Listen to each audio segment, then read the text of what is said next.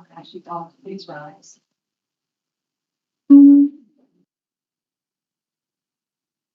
Pledge Allegiance to the flag of the United States of America and to the republic for which it stands, one nation under God, individual, liberty and justice for all.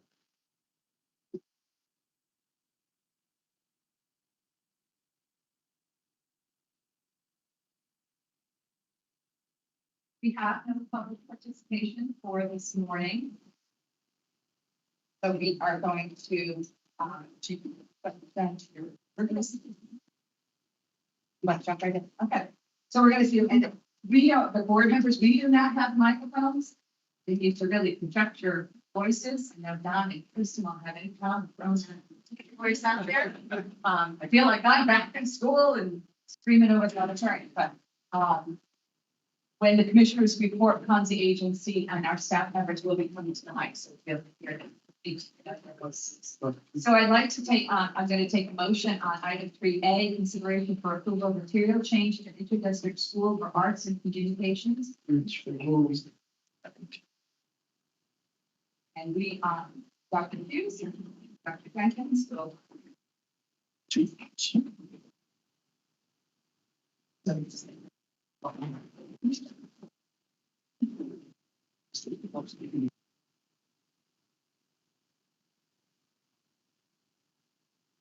You have to get. Good morning, Vice Chair. Good morning, State Board of Education, Morning, Commissioner. Welcome back. It's a delight to be able to start again. And I am very proud to introduce, we'll be joining you up here to kind of share a little bit more about Isaac, our new Chief Turnaround Officer, Dr. Melissa Jenkins. So she'll start her inaugural introduction to you all and share what we're proposing regarding Isaac. So, Jenkins.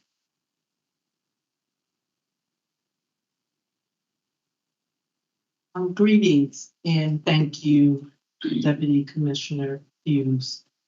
And greetings and thank you to Commissioner Russell Tucker, Board Vice Chair Aaron Benham, and board members. In your board packet for your consideration is a request from the Interdistrict School for Arts and Communication, Isaac, a request for material change to its charter. With me today to support the recommendation is my colleague, Robert Kelly, Program Manager for Charter Schools. Pursuant to Public Act 2418, passed during the spring 2024 legislative session, funds were appropriated for charter school expansion. The passing of the Public Act provides Isaac Charter School with access to 52 additional seats in the 2024-2025 school year. The school's governing council would like to implement the 52 additional seats with a change in grade levels being offered at the school for the 2024-2025 school year because of the legislative funding received. Consequently, in accordance with Section 10-66 SS of the Connecticut General Statutes, if a governing council of a state or local charter plans to make a material change in the school's operations, such as governing council of such charter, school shall submit in writing a request to amend the school's charter to the State Board of Education. Within this statute, a material change means a change that fundamentally alters a charter school's mission, organizational structure, or educational programming, including, among other things, changing grade configurations of the charter school. The material change request from Isaac specifically alters the organizational structure with a change in the grade configuration of the school from grades 6 through 8 to grades 4 through 8. On July 1st, 2024, the Executive Director of Isaac's Charter School, Dr. Nicholas Spira, submitted a letter to the Connecticut State Department of Education to formally request a material change to its charter.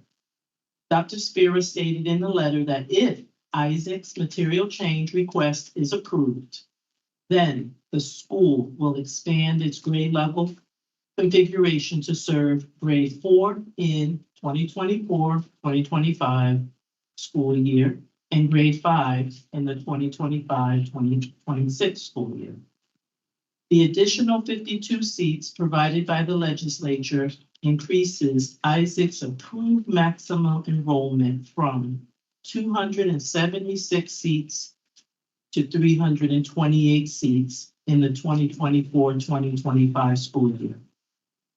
The Isaac letter states that this is one of its approaches to solving their student achievement goal. While the Isaac Charter School has requested a material change, Isaac, if approved for the material change, will still focus on its corrective actions as outlined during the June 5th, 2024 State Board of Education meeting. The Isaac Corrective Action Plan will not be impacted by the request for material change. The Isaac Charter was renewed for 3 years in June with the following considerations. So far, they have met all deadlines associated with corrective action plans. Isaac has submitted a corrective action plan focused on student achievement, high quality instruction, and to engage students and families in its educational process. Isaac has submitted a corrective action plan focused on school climate, minimizing behavioral incidences, and developing an inclusive, responsive, and connected environment. Isaac has engaged in the recommended human resource management practices prior to the opening of school related to organizational supervision, employee engagement and retention, and employee relations and conflict resolution prior to the opening of school. Isaac is scheduled to appear before the State Board of Education Accountability and Support Committee October 2024 to discuss the implementation of corrective actions and progress of children and staff. The material change request for grade level expansion of the program will not prevent Isaac from complying with the plans outlined in the charter renewal. No written response was received from the local Board of Education when requested. Thus, the Connecticut State Department of Education recommends to the State Board of Education recommends to State Board of Education to approve the material change to Isaac Charter to modify its grade level configuration to add grade 4 in 2024-25 and grade 5 in 25-26 school year, and to increase its enrollment cap by 52 students for a maximum approved enrollment cap of 328 students for school year 2024-25. At this time, Robert Kelly will provide additional context to the material change request and will include supplemental information about the expansion. We are also available to answer any questions that you may have.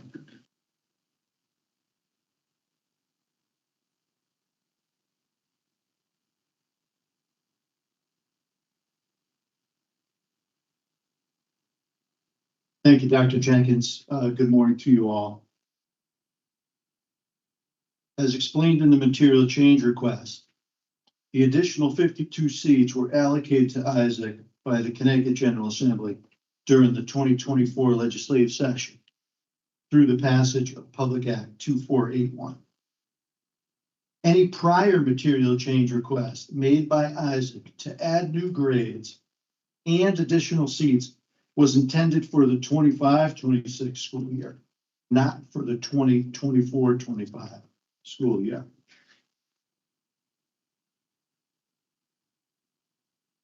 This present material change request begins with the 24-25 school year and extends into the 2025-26 school year.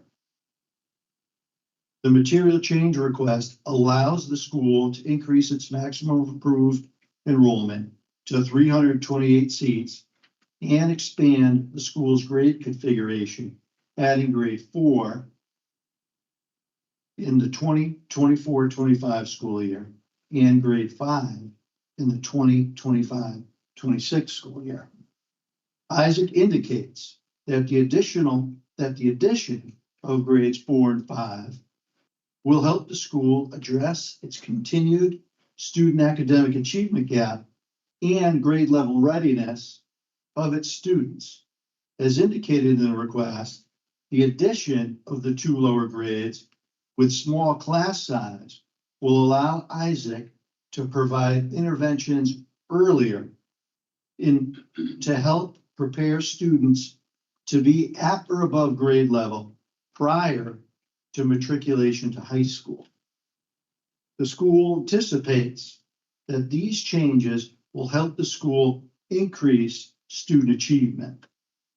The request goes on to indicate that the additional grades will establish a grades 4-8 model, providing a pathway for graduating third graders that is responsive to the expressed needs of current families, community, and state legislators.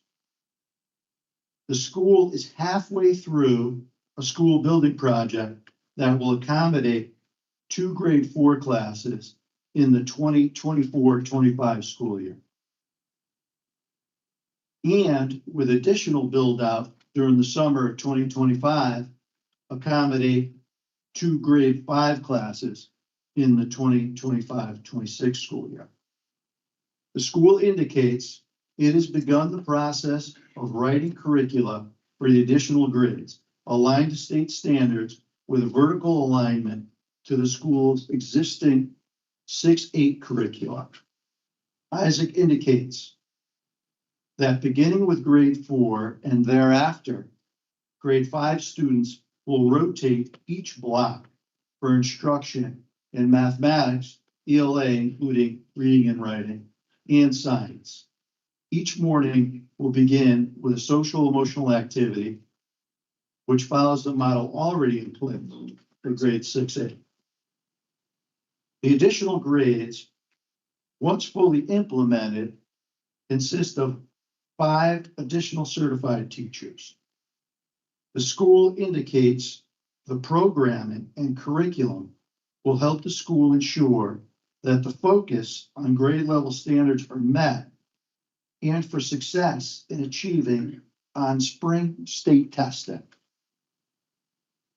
As conditions of the school's last renewal, as indicated by Dr. Jenkins, Isaac's administration will be required to present to Accountability and Support in October 2024 to provide a status update of its corrective action plan to address student academic achievement, student discipline, and human resource management. The Charter School Office will continue to work with the school's administration to attend to the department's feedback to improve its its corrective action plan to address these 3 areas. The Charter School Office will also monitor the school's implementation of the corrective action plan and review the data to support that the plans in place are positively impacting student outcomes and staff development and management.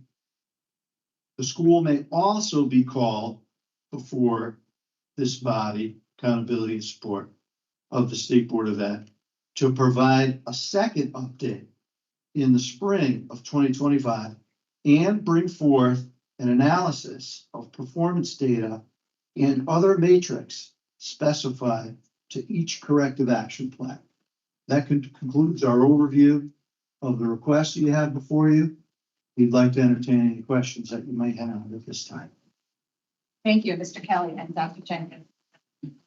you. Any questions from the board? Thank you, Mr. Kelly, Dr. Jenkins. I just have a small question about the kind of fee here. Kind of gets the enrollment. Of course, let me project. The first person in 10 years to ask to talk about her. They don't wear it's yeah. I just have a question about Academy B. I noticed that their plan is to sort of use all the enrollment spots they've been offered in all the years, even when they don't have a 5th grade classroom. Yes. Which involves scaling up in grades 6 through 8 and then scaling it back down in subsequent years. I just wanted to try to understand what their plan is for sort of implementing that scale up and scale down in grades 6 through 8 and how that will affect the kids. Yeah. Their families there. That's a great question. Well, yeah, correct. There's 32 students that'll be accepted into the proposed new grade 4 if approved by the board. The additional 26 students would be spread where need, where individuals have requested through their lottery space. It's important to note that 328 students, if all seated, the state of Connecticut would, in essence, pay the school for those students. In that second year of implementation, as you had indicated, where they ramp up, those students will stay at the school. Okay, students won't be unseated and sent back to the district because in essence, they've had to ramp up to accommodate for grade 5 in that second year. Those students will stay there. So often with charter schools, you'll see that not often, but in some instances, they're over enrolled, right? So this school would be paid for 328 and say they were at, 333. Those students would remain. The school just wouldn't get paid for those additional students.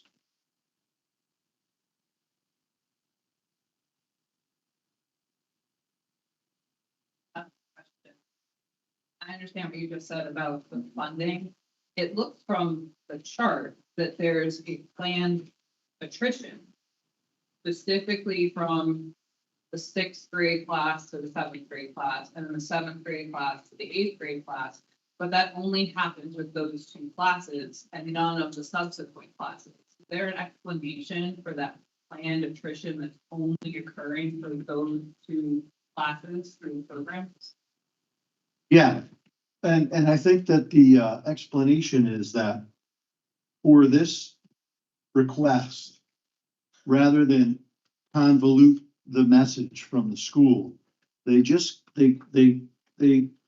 the enrollment to what the board will approve for them and what they'll be paid for. However, as I said earlier, there are instances where, and specifically with this school in year 2, we can anticipate that they're going to be over enrolled. Those students will not be asked to go home. They will remain at the school through 8th grade if they so wish. The school will just not be paid over that amount, provided though that they have those students in the seats on October 1st of each of those years that we're looking at. Yeah. So it stated in the letter and you stated verbally that there were ultimate goal is 5 additional certified teachers. I counted 6 and I was curious. And a special education teacher was in fact an additional teacher or someone who was already on their staff. And then my second question about the staffing was that in their list, it specifies that some of the hired staff will specialize, for example, in mathematics or in science or humanities. But they're hiring 2 4th grade teachers. Is the assumption that in the first year, those 2 4th grade teachers will teach all of those subjects, and then later on, there will be the specification of the, I guess, putting them into their subject area? there a plan for that you understand? My understanding is that they're gonna departmentalize. After the first year? No. Starting with the first year. And as far as the count, I read it to be 2 ELA, 2 math, and a special ed teacher. Says 6. I don't have a specific answer to that.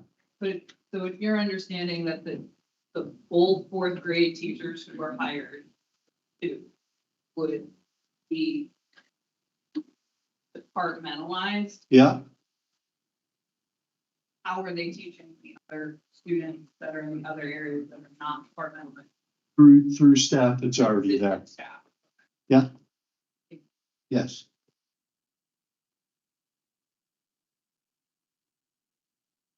Dr. Jenkins made mention that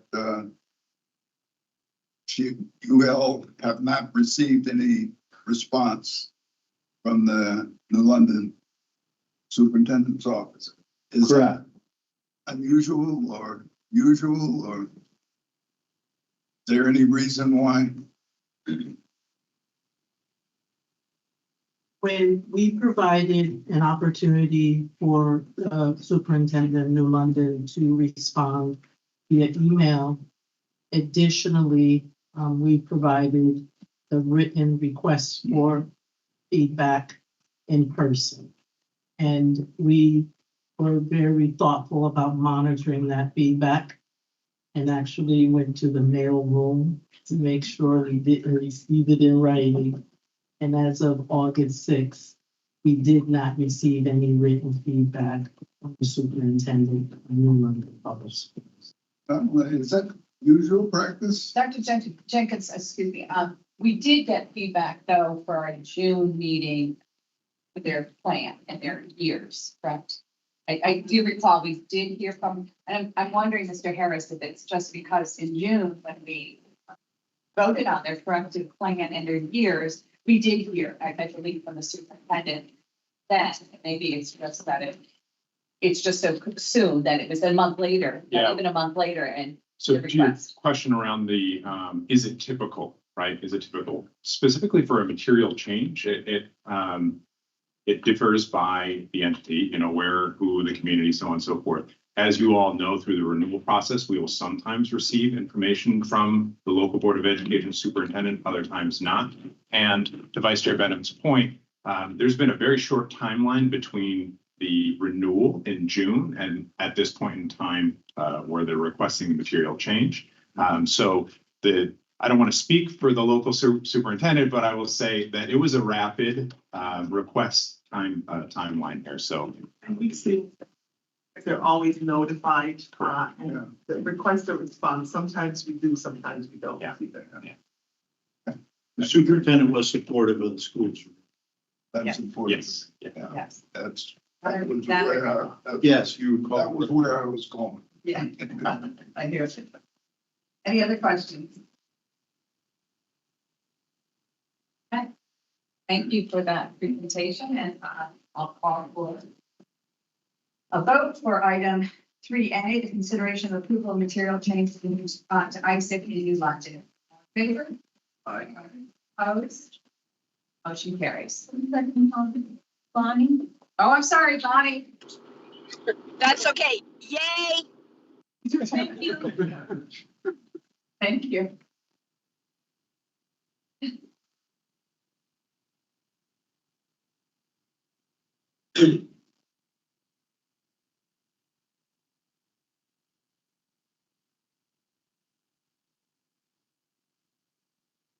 Our next item that we are going to take up is item 3B, the adoption of the position statement and policy guidance for personal technology use in Connecticut schools. May I have a motion? Second, Mr. Frassinelli and Deputy. Mariano. I should be better than that.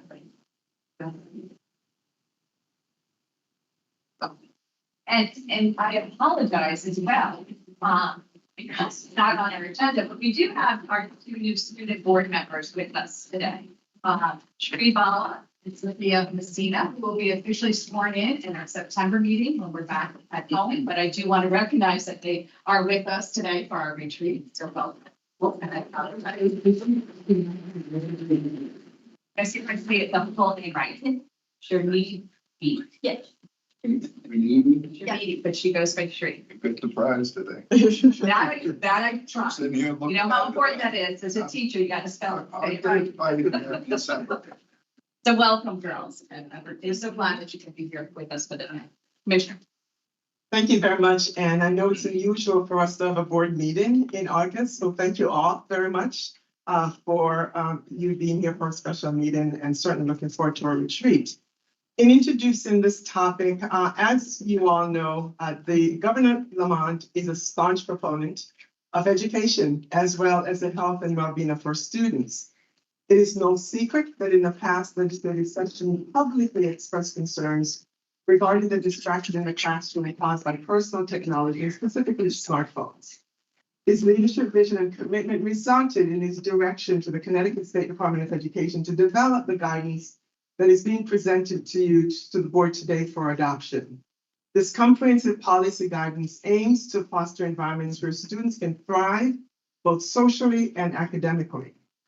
As personal technology has become so integrated into daily life, the line between its benefits and potential harm has blurred, and especially for young people. The CSDE and the board support, even before the pandemic, has recognized the need to address students' mental health. In your document, you've seen the research that we've cited, but I wanted to also with some data, but I also wanted to share with you specific Connecticut data that is really important to consider as you're thinking about today's policy guidance. The Connecticut School Health Survey that's conducted biannually by the Department of Public Health assesses health behaviors of high school students in grades 9 through 12 across the state's public high schools. And according to the 2023 findings from that survey approximately 3,500 students statewide, 79% of the students spent more than 3 hours a day on screens for non-academic purposes. That's more than 3 hours a day on screens for non-academic purposes, including cell phones, TV, computers, while 81% said they use social media several times daily. The same group said their mental health concerns are prominent, with 29% of the students reporting their mental health as most of the time or always not good, encompassing stress, anxiety, and depression. Also at the agency, we had an educator roundtable that I hosted, just talking to our educators to find out what's happening and what concerns they may have. And the consent was unanimous for a statewide approach to address the distraction that they encounter within the classroom. And that certainly was something that we took into account as we developed the guidance. And so the team will present to you where we are. You have the guidance in front of you, and we'll entertain your questions. But I really just wanted to set that frame as to how we've got here for the policy guidance presented before you today, and we'll answer your questions. And so I'll have the team share information and then answer your questions.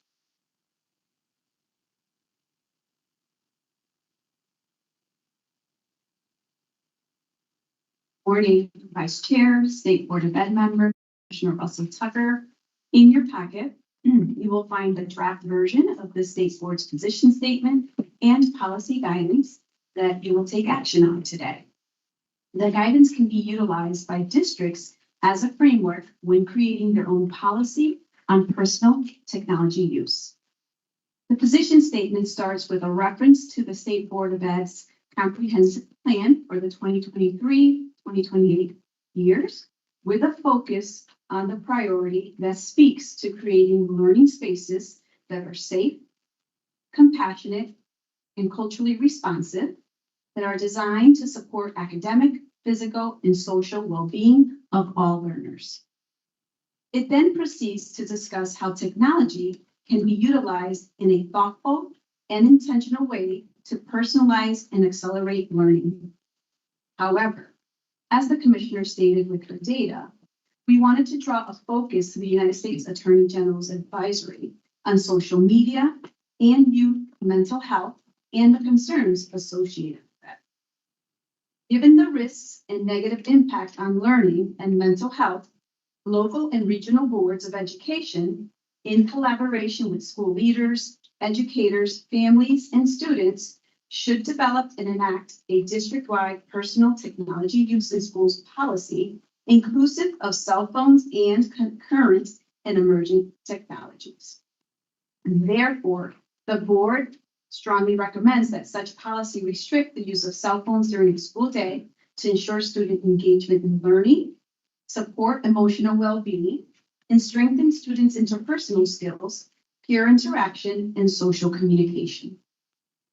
My colleague, John Fesnelli, Director of School Health, Child Nutrition, and Family Services, is going to walk you through the framework and the guidelines.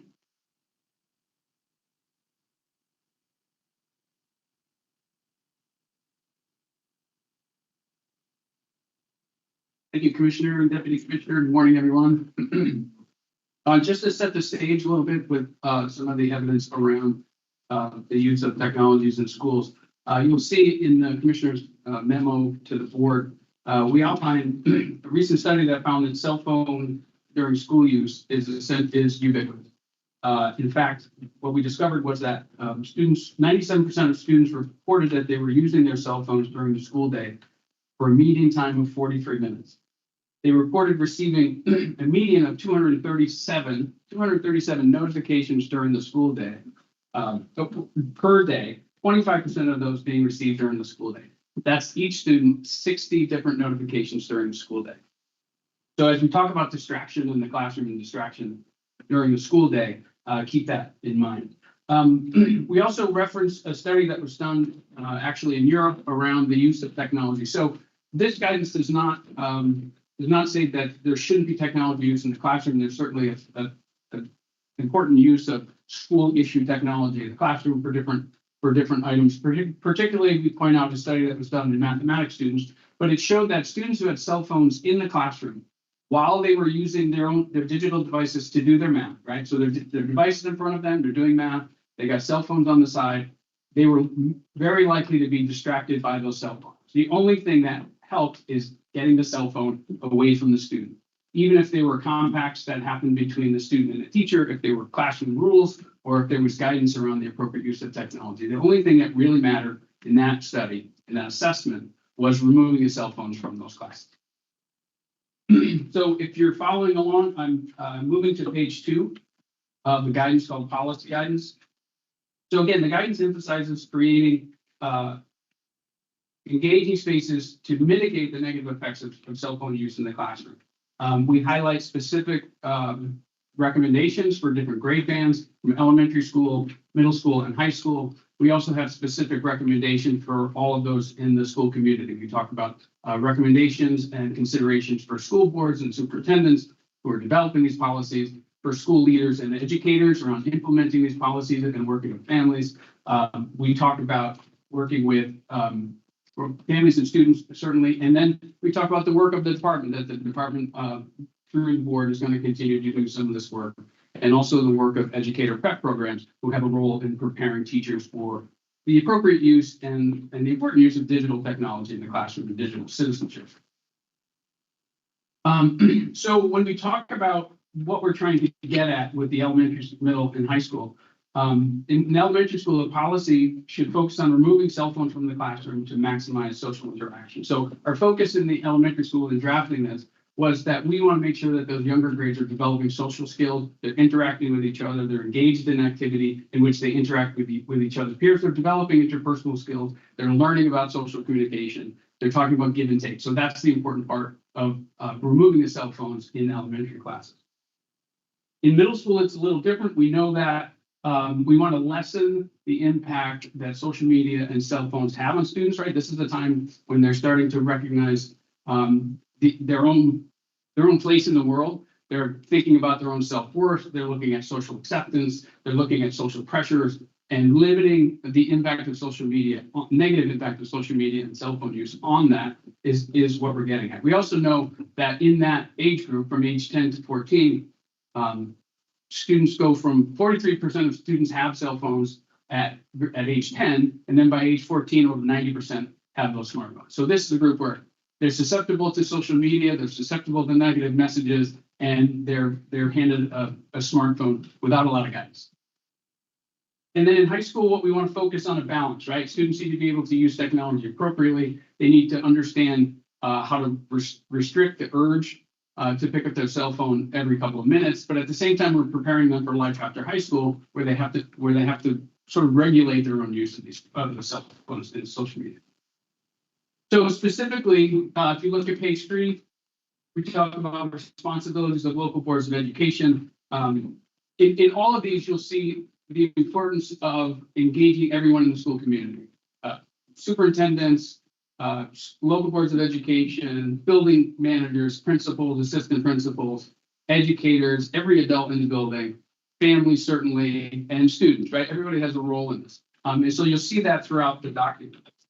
And the responsibilities of boards of education are really in drafting the policy, right? And working toward a policy that's going to be implementable and is going to do the things that we want it to do.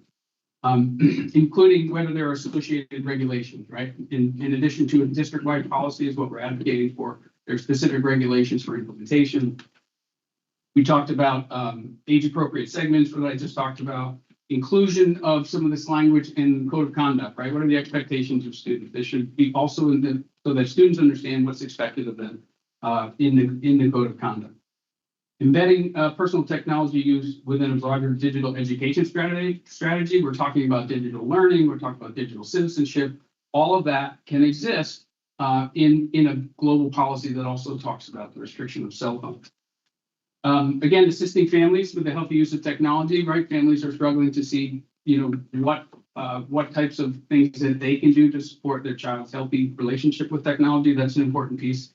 And then, of course, with everything, we always suggest that you consult legal counsel, right? There are a number of trapdoors with regard to the use of technology, about seizing video that's captured on cell phones, about students sharing inappropriate and potentially illegal things. There may be FERPA issues with some of the technology on these cell phones. So engaging your legal counsel as that's being drafted to understand that it's going to be important. School leaders, we talk about engaging educators, families, and students, of course, supporting educators in the implementation and the universal implementation and the compliance with it in all buildings, right? So overarching policy district-wide, some specificity by grade band, but the understanding that everyone's following the same policy and the regulations that support the policy. Also, we recognize that there may need to be a process for students with IEPs and 504s who have specific needs for these, whether that's things like cell phones are being used for glucose monitoring in school. That's certainly an appropriate use. So not only allowing that for those students who need that, but talking with other students that may not understand, like, wait, why does this student is able to use a cell phone and I am not? All of that open conversation is critical. For teachers, recognizing that impulse control with cell phones is a skill that needs to be learned. So we look at restorative corrections for students, modeling the digital habits in the classroom as well, and working with families. Modeling digital habits, meaning if you're not allowed to use your cell phone in the classroom, then the families and caregivers, we ask that there be language in there about not contacting your student during the school day. There are opportunities to do that. There are ways to do that. And I'll talk a little bit about that later on, about how families can get in touch with their student without using the cell phone.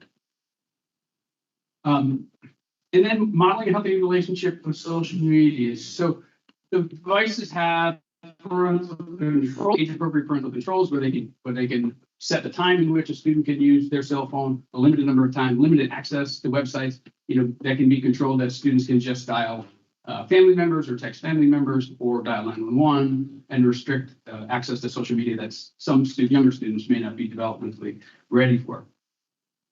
For students, we say get involved. Request to participate in the discussion around the development of the policy, right? The students are the most important part of this. This impacts them the most. Follow the district personal use and personal technology use in schools, certainly. Understand what that is.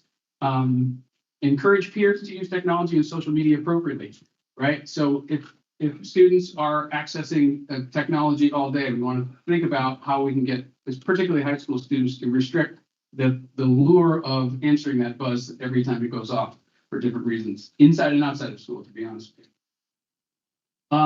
And then, students have a role, just like everyone in the school community, about reporting inappropriate use, right? Students are sharing inappropriate pictures, or students are using their cell phones when they're not supposed to be using their cell phone, or using them for cyberbullying. That's an important thing to talk to a trusted adult in the building to make sure of that, in addition to talking to your peer about the inappropriate use of that.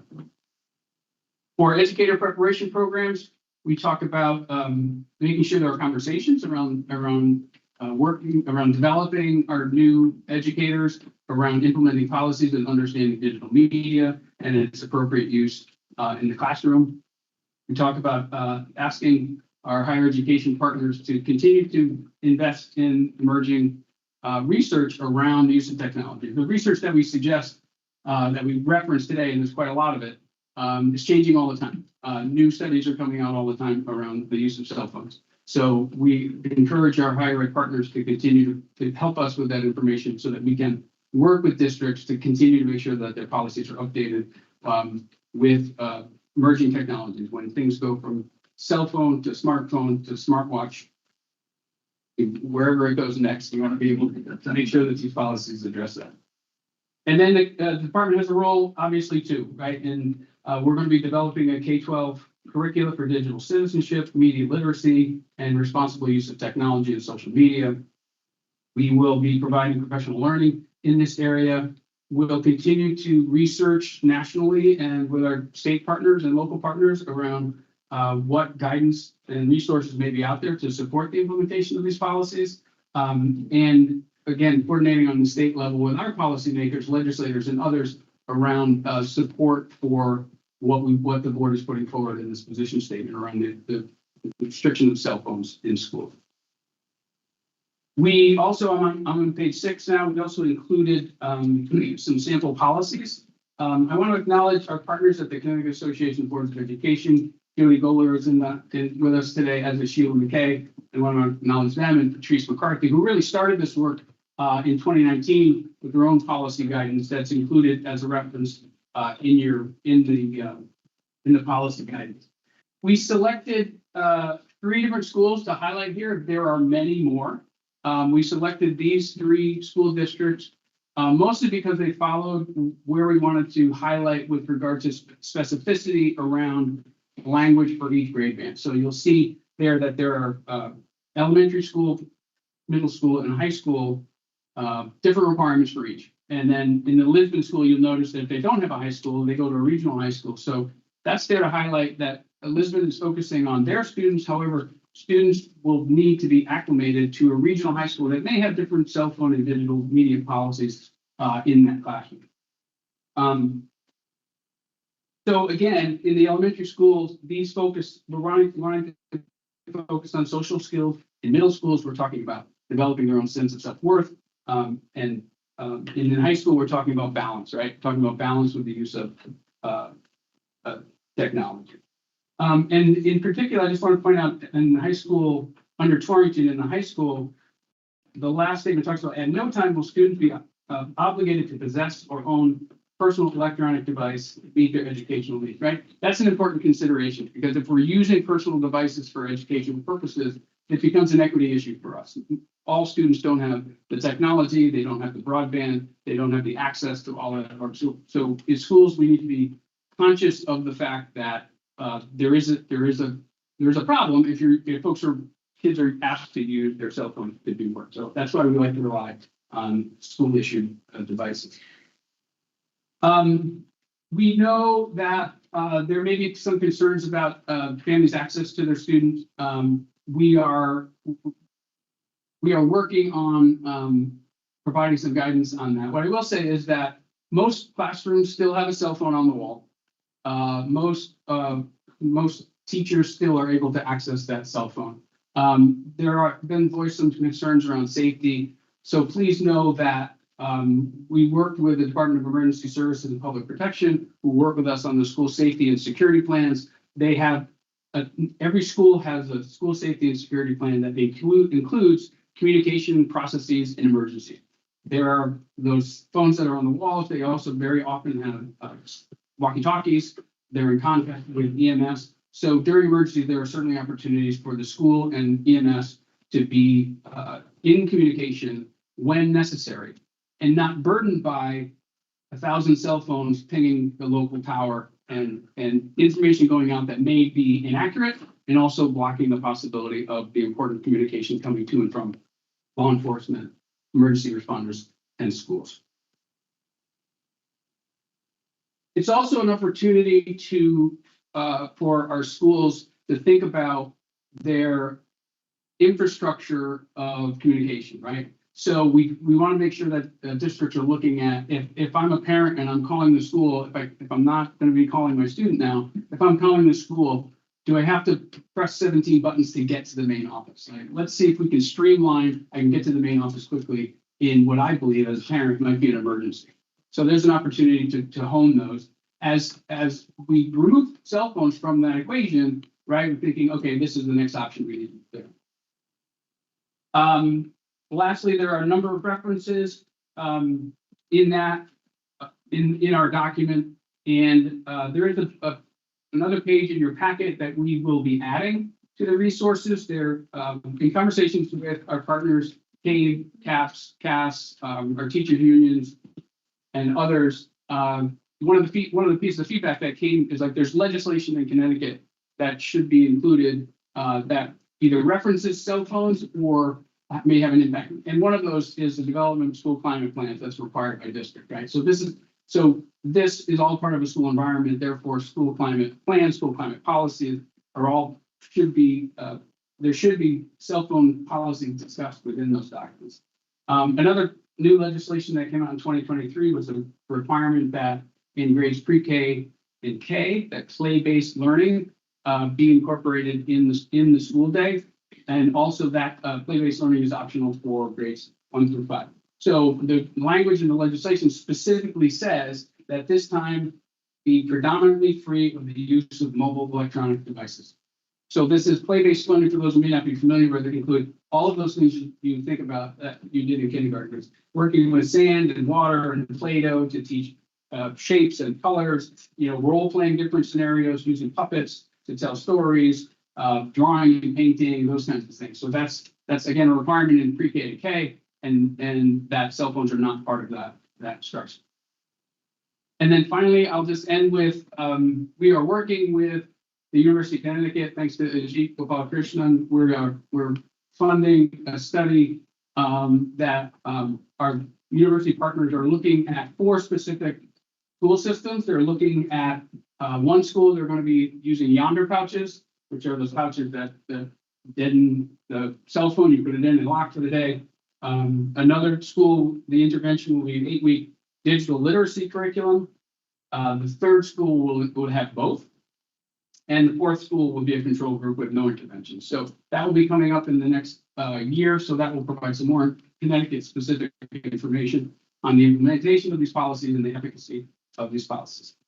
So lastly, I just want to acknowledge Kate Bohannon in the back of the room. Kate is our social worker who came to us from the Portland School District. She was on board, I think, maybe 10 minutes before we assigned this work to her. And thanks to the commissioner and Laura and Mike and Irene and Deputy Commissioner Sona Marinano, we think it's a great product, and we appreciate you considering it. And just to wrap up before we change the questions, and John, as you can tell, folks have been working really hard on this to make sure we have a policy that we place in front of our districts and all of our partners that they can use as a framework as they're enacting or looking to enact their own policies. But for this board, know that this is not a one and done. It is my intention for September meeting to bring in a few districts that you can hear from, as well, that's implemented policy, what the challenges continue to be, what the best practices are, so that we're continuing to share that information with you. And we can always revisit this particular policy guidance as more things are emerging and that we're learning from. So thank you for indulging us in giving you this broad overview of presentation and open for your questions. Let's start with Bonnie, because Bonnie, I don't have a screen to my right as usual, so I don't want to forget you behind me. Is she gone? Yes, she's gone. Okay, you know what, we probably get that. Yeah. Next one, too. Dr. Salavat. Thanks, very interesting discussion. So,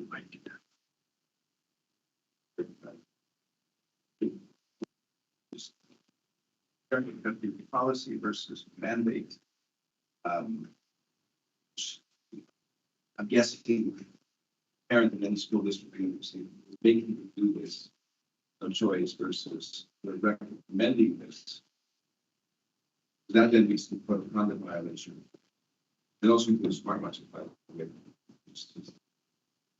You just comment on that, the difference between the two, but this is a policy guidance to school districts, and they'll implement all policies, that it will be a mandate to pass them.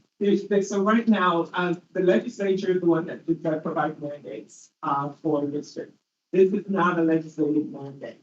So this board is developing this policy guidance, and strongly recommended, and you see the language that are local district, with all the guidance and the framework that they're providing, enact their own policies on this particular issue. And as you see, we're recommending that this is a whole ecosystem discussion. It's not just hopefully in person writing a policy and put it out there, but you're engaging the entire education community for that particular school district to develop the policy and bringing in some of those districts for you to hear kind of how they've gone about doing that. So this is the board's position statement and policy guidance that's going to serve as a framework, strongly recommending that each district develop their local policies in this country. And my follow-up question to that, who starts next week? What is the timeline? It's a timeline. Is this going to be starts tomorrow? Or should we be addressing this in a broader sense, that we know the unintended consequences that may affect various school districts? As you pointed out in the documents, many components, many excuses, many parents have a variety of concerns. I'm a San Diego parent, I'm going to be thinking differently, right? Of what that means for my son. I grew up with that. It wasn't high school is used to having a cell phone. So the question of time, I would like to answer the positive news. The draft right now. What does it mean for school districts? When do they have to put the policy in place? And why are we rushing to bring it? So thank you for that. Again, all questions that I'm sure folks that are watching us, they certainly have. We wanted to get this policy guidance and framework out to them ahead of school. So of course we know to starting like right now. However, some districts already have policies that they're enacting. I'm sure some of them will take this guidance and say, oh, well, maybe I didn't think about that. Maybe we can update our policy guidance. Others will take this and determine at what pace they need to go to develop policy. So your voting today is we get it approval is to get this out so every district can determine path forward. This is not going out with a timeline that says you must have a policy in place by the end of September. So this is for all of them to use. We're saying you really should be doing this. We consider this and using your local policy development process in order to engage with the policy guidance that we put in front of us. So it could be in any time frame within. That's correct. That clarification. Otherwise, I can see school districts saying, I can't do this. That's correct. That's right. So your approval is for us to get it out in front of them so that they can all determine what works best for their list. To follow up on Dr. Salazar's comment, I don't really have a question, but just comment that as a classroom teacher and someone heard from a lot of classroom teachers with this growth in media, I'm very happy with the comprehensiveness of these guidelines and as a policy guideline. And I really am pleased with the emphasis on engaging all stakeholders in this because, as you indicated, this needs to be a months-long dialogue in districts with everyone, including students who need to step forward and have voice in the policies that will most directly impact them. This is not a one and done. It is not something that can be done in a day or in a couple of weeks and done well. And so I was very pleased to see the plethora of guidance for every single level that is there. And one question, in terms of the guidance that's given to the State Department of Education, it says to continue to invest in resources to assist school districts. Could you talk a little bit more about what those resources, what your intention is for those resources, and what they may be? Yep, we can do this together. Sure. One of the things folks are asking, like right now, I don't have dollars. Right, well, and that's sort of where I'm going with this in terms of couches and things, and I do understand quite clearly that dates and deadlines and mandates do come from legislature. Let's look forward a year. If something were to come forward in legislation, if the money aspect and the time aspect are very important things that local districts need to consider. So I'm just curious what you envision in writing that in the Thus, the term unfunded. Exactly.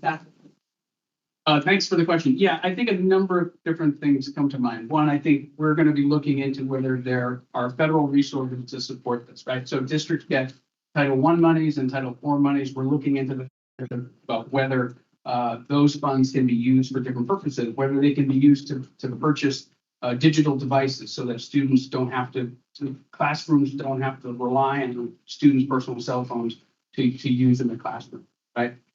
Also, we're investigating to see whether those funds can be used to support the purchase of the pouches, right? We're checking into that. We are also thinking about whether there are state resources that could be coming to support training on digital citizenship and all that. So we're kind of looking everywhere and whether we can apply for additional federal grants for either training on this work or devices or both. I would also add, Kristen, is that this year, as this is being rolled out and shared with districts, because it's all stakeholders, including us, we're going to learn just as much from what's happening actually at the local level to give us some insight in regards to what are specifically those resources instead of just, hey, these are the resources that you're going to need. No, we're actually going to learn more, I think, from the local level. So we can then go back and fine tune if it's money. Is it really resources? Is it technology? It could be so many different things. And I think there's a lot that we can learn from this process as well. Because my fear with an amazing policy guidance document would be that an unfunded mandate comes down upon us 9 months from now, and we're playing catch up to that. As a school district that does not have funds to buy couches and things like that, that's where I live and work. And so that would be a huge concern for me in terms of jumping ahead too far, too fast with a mandate that does not include support for local. And Kristen, so with approval of this document, I think it gives us in hand, right, a great tool for the conversations that you're saying. And as we learn more from districts, like when they come in to talk to us, like what is the cost, like what was the source of funding that you use? I think it will prepare us very well for a conversation for the upcoming session. Thank you for the opportunity to have those ongoing conversations. It will be very helpful. I think that I agree with the commissioner. I think if this document is going to be a very useful tool with the LOB. Okay, I agree with you. I'm sure we're going to see, as much as we saw this come to our desk right away, they're going to see it again come to theirs. But I'm not speaking for the governor, but I think this and the time spent, and our districts are already working. And that's why I'm so glad that we made that decision to have districts come in starting in September, and I'm sure we'll see them in October and November. That will be most helpful to our friends.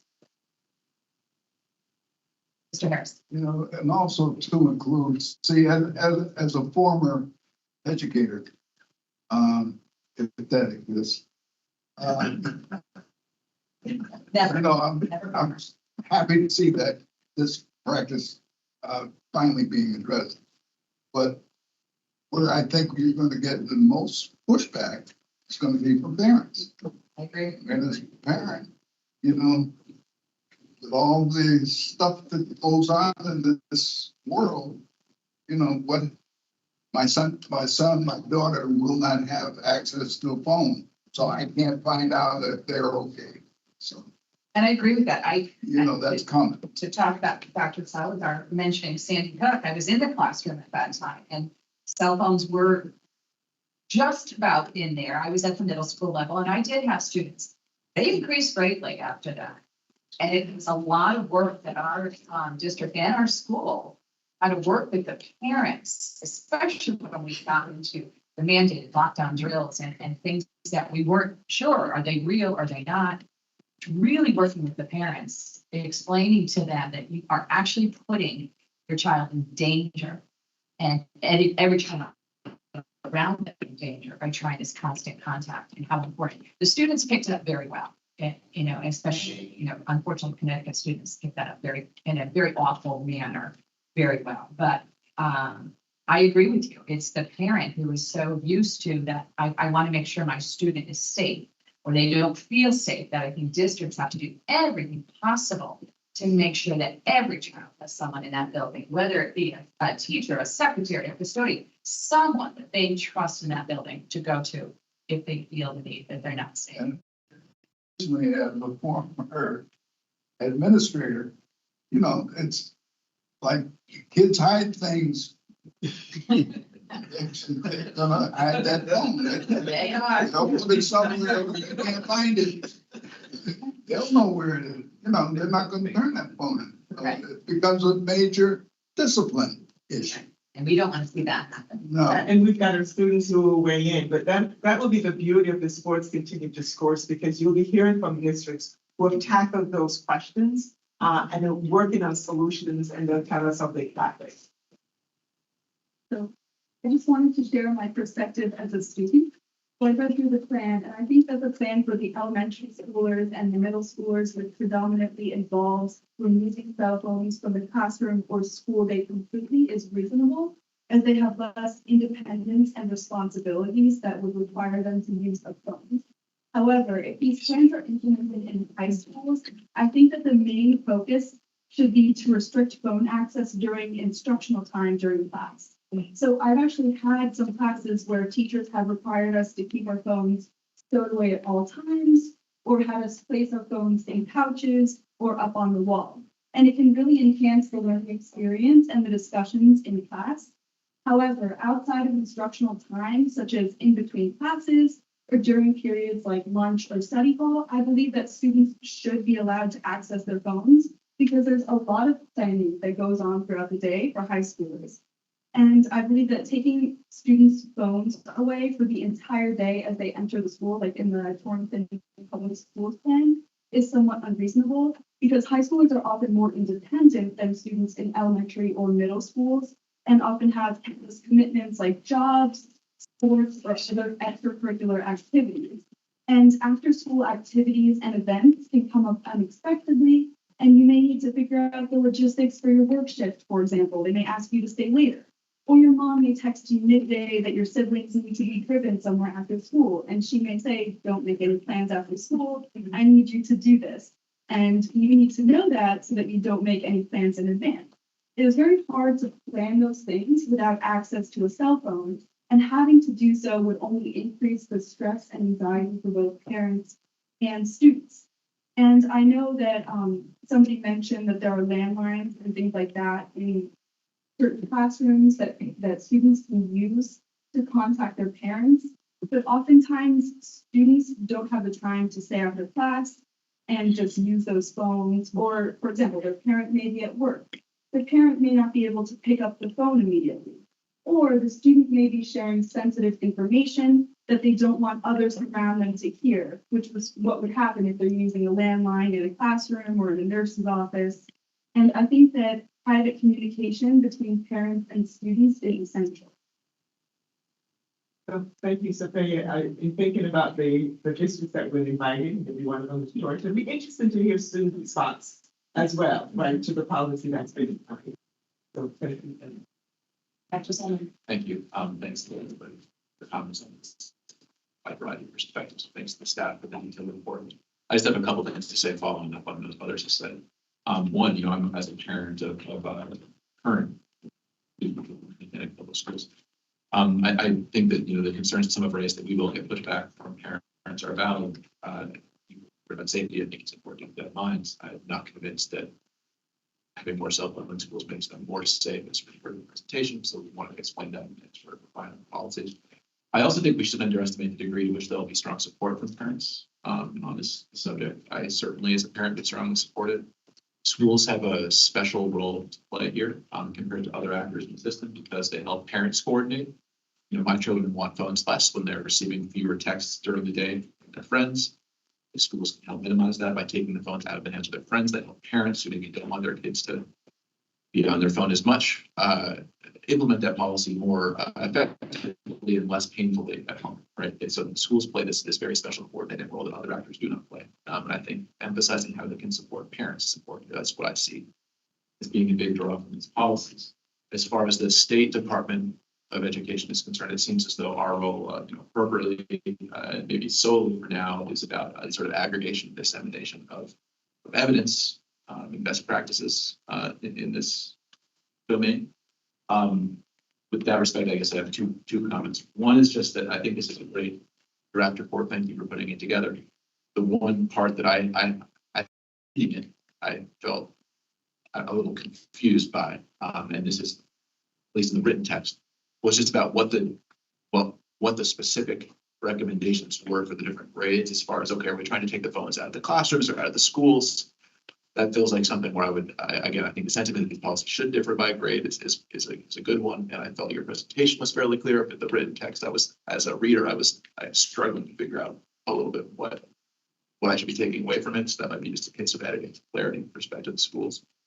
Finally, there's a really important role for evaluation here, right? We don't really know that much about what different ways of implementing these kinds of policies do. I think it's great that Ajit is working with UConn to study these 4 districts. I think one effort we should be making as potentially the state board or as the CSDE is to try to gather information systematically from districts about what they are doing in these policy domains that will allow us to evaluate these policies more convincingly going forward. Hopefully in 5 years, we'll be able to get better advice 3 years than we are today. I want to make sure we get in the path of doing that, with more than using data from more than 4 districts as people adopt these things rapidly.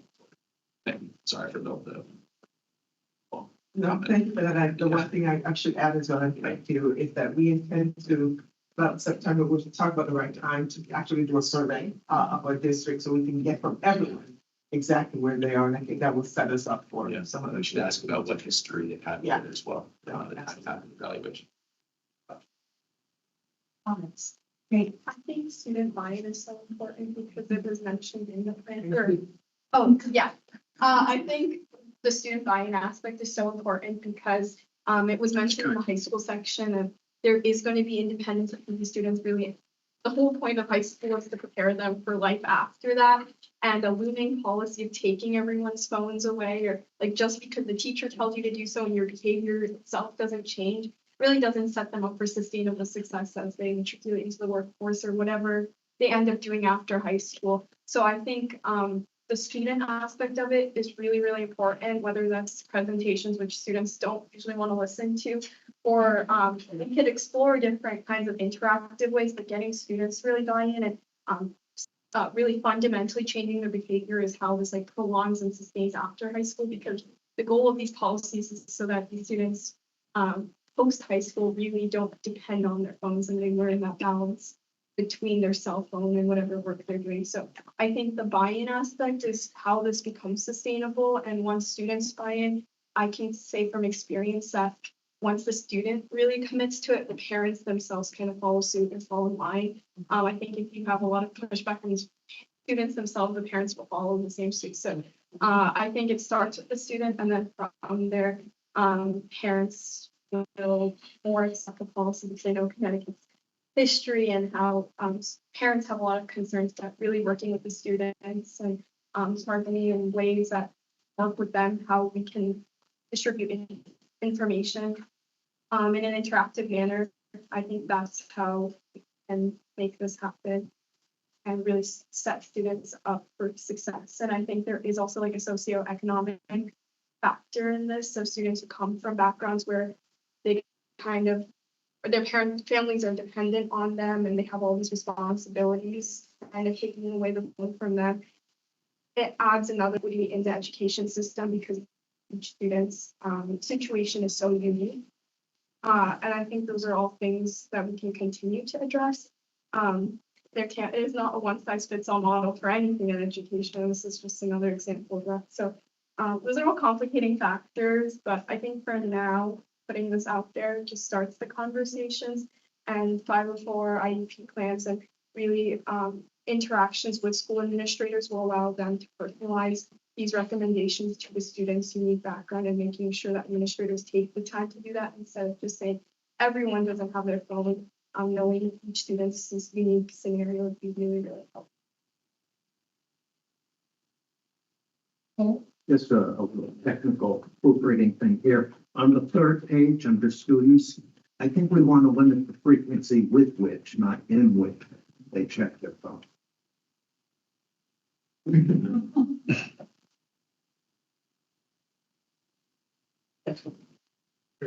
Yeah. Right. Yeah. Just to go off of what Sue was saying, I think the emphasis should be placed more on teaching students why it's important not to have their phones in school. You know, when they go out into the workforce, they can't always be on their phones. You know, they really have to be able to focus on the tasks that they're doing in the moment and be present rather than constantly being on their phones. And I think that if we reframe it that way by showing students that why they can't have their phones in class and why it's important to keep them away, it would change both student and parent perspectives on this. This is why we wanted you here today. That just happens. Yeah, thank you. This is a great discussion, and I appreciate both Sophia and your comments are right on. It's all about accountability, right? I mean, I want to teach accountability to the high school students. Very different than elementary school, perhaps even middle school. I think it needs to be differentiated. It looks like the policy is depending on that. High school is in a different place. I would ask Kristen to comment. In her class, I'm sure if you walk in there, you know, one of your first things is put your cell phones away. And they have to be accountable to her and to themselves, which then that policy that helps the teacher say, in my class, when you're here, you're not using your phone, it's very useful. But it's still the accountability of the student with the teacher to have that confidence. So that was just a comment one thing. Second thing, that I do think we need to research this more. There's opportunity for us to find some dollars to the various public institutions that do research, Connecticut Children's included, where the key question to me is, how much is this influencing the ultimate outcome of learning in elementary school, reading scores, math scores, in middle school, in high school? If in my physics class, if I use the cell phone constantly, am I going to be a better physics student because I'm using AI to help in that particular class, right? And it's going to be a little different. But I think we need to look further into the lifelong outcome of restricting them in an accountable way. Perhaps we have an opportunity to assign some resources for that. So that was just a comment that we need more information, and the parents will get behind that show. By the way, if we take away in this manner in the elementary schools. Reading scores in the school are higher, but again, it's a complicated study, to do, but I would urge that we also look into that further. Harris? Well, we keep talking about cell phones. Better talk about watching cell phones. Yeah. They can do everything on the watch, they can do on cell phone. And I think we'll hear, I think that's one of the reasons we wanted to hear from districts to see, Yeah. because I'm sure we're going to hear that they did not perhaps consider that at first. And now they have to, or some did, and they, because they perhaps got the help of other districts to do it, but yes. The Google glasses are coming, right? Right.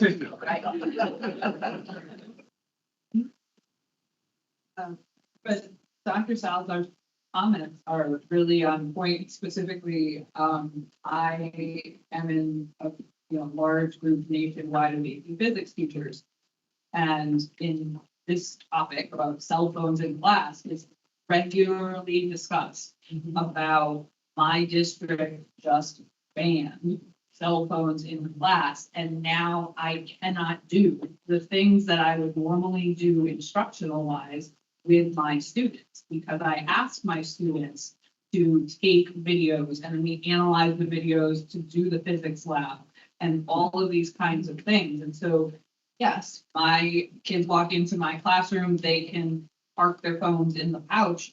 And then there's times when I direct them, like, go get your phone because we need your phone to go do these things.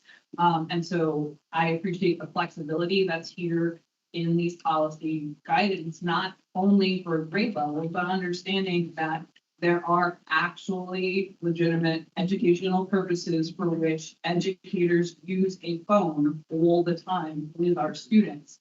And there has to be an allowance for that. So I was pleased to see that one of the example policies gave an avenue for which, a teacher could request that the kids have their phone out of their pouch, because as an educator, that is important to me. And I also very much appreciate both of your statements in reference to how students feel about this, but also with the intent of the school climate policies. Because I think that in addition to parents wanting access in my experience as a high school teacher, with kids with chronic mental health issues, I know kids will take their phones out of the pouch and go to the bathroom because they're in a high anxiety situation and they're texting with their mom. And they're texting with their mom as a way to reach out to get mental health support during the day in order for them to be able to return to class, to be okay, and to take the next steps and to stay in school rather than request to go home and therefore miss instruction in the rest of the day. And those types of mental health concerns about how you actually can use a phone to help you with your mental health needs also need to be considered. Thank you. Are we ready for a vote? I'd like to propose the adoption of the position statement and policy guidance personnel technology use in the Connecticut schools. All in favor? Aye. Opposed? Motion carries. The Commissioner, your report.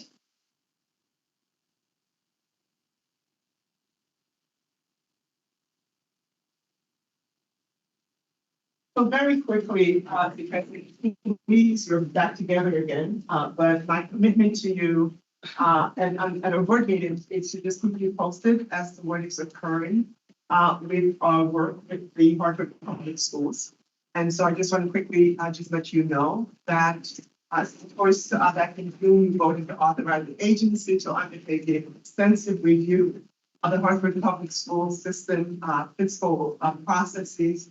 And that work is underway. There were 3 areas of work, if you recall, looking at improvement to their financial systems, looking at special education and optimizing their funds utilization for magnet schools, and staff that we've gotten staff in and we contracted with a firm that's doing the overall financial systems work. They've gone in, they've interviewed several key Hartford Public School staff, including folks in the city government leadership in Hartford, and creating a survey for for staff, even school leaders when they get back in school. So that work is happening. They're gathering lots of information. The same thing is happening for special education. Looking at meeting with them, gathering information, same thing with their Office of Internal Audit work. So I will have more details next month in terms of where we are beginning to see what some findings, early findings are. But I just want to assure you that we have not let up of the need to do that, and that work is indeed happening. And so we'll give you more information. Yeah. Are you getting good cooperation from Hartford, or are they kind of doling things out as slowly as they can? Very good cooperation. One of the things we did, I did an entrance conference with the superintendent and her staff to begin with my team, her team. We made sure that for each of the areas, there's a point of contact from the agency and a point of contact at the district. And these meetings are happening. I know special education, looking at Brian, we have been meeting several times with the district. So this good cooperation, providing information, setting up systems where all the documents, there's a heavy lift for documents, are all in technology-based process that all of the folks doing the reviews can have access to the same documents, so we can minimize the amount of effort on their part as well to be answering questions from different people and producing documents. So we've done that work to make it as easy as we can. But it is my understanding that they're cooperating quite. That is it for me. Okay, I just have a few items to go over. The very first one is, some of the board members might recall, this was from last year, CERB, our resource center. We have 2 seats that are designated for the Board of Education. I sit on one, and they are asking that we fill that other seat. So if there is an interesting, please let me know if you're interested in sitting on that CERB board. I can give you some information about that. But they did reach out to me just recently again, that is still vacant. The governor has some seats to fill in, but a lot of them are being filled, so it would be nice to see that ours is also. Commissioner spoke to you about the Hartford situation. I did attend a meeting with the Hartford, what they call them the concerned caregivers. It's a group of parents that was meeting with the agencies and folks from the agency. It was very well received, approved, and they just were asking for updates. We led the discussion for us. Students were involved, so it is certainly moving along very well. I'm very happy to report that the Killing League matter is ended. Attorney T and Del using his thumbs, and thank you for your work. I certainly thank my fellow board members, Mr. Taylor, Mr. Harris, Mr. Clemens, for sitting with me on that panel after many delays. Many. It finally, we saw, the end of it and came to a resolution, which was very good for the students, and that was always our end game. And so I think, as well as our attorney that was Assistant Attorney General Darren Cunningham. So I thank you all, because it was not a process we ever thought. First of all, we were wondering if it would ever begin, and then we never thought it would end. But we kind of come to an end in a very realistic one. So I know recently, Mr. Harris, you attended the new members paid where the commissioner also. So I thank you for representing us there. And then just one last item that I also attended that the commissioner did not mention, but the commissioner was honored at St. Joe's University as a distinguished alumni. And it was terrific. It was very nice to see a fellow alumni receive this award, and she received that in the late June. So congratulations.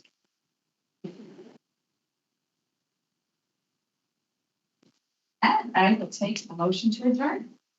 So move. Thank you all. We will retreat to our retreat. Which is happening right here, but feel free to get something to eat. And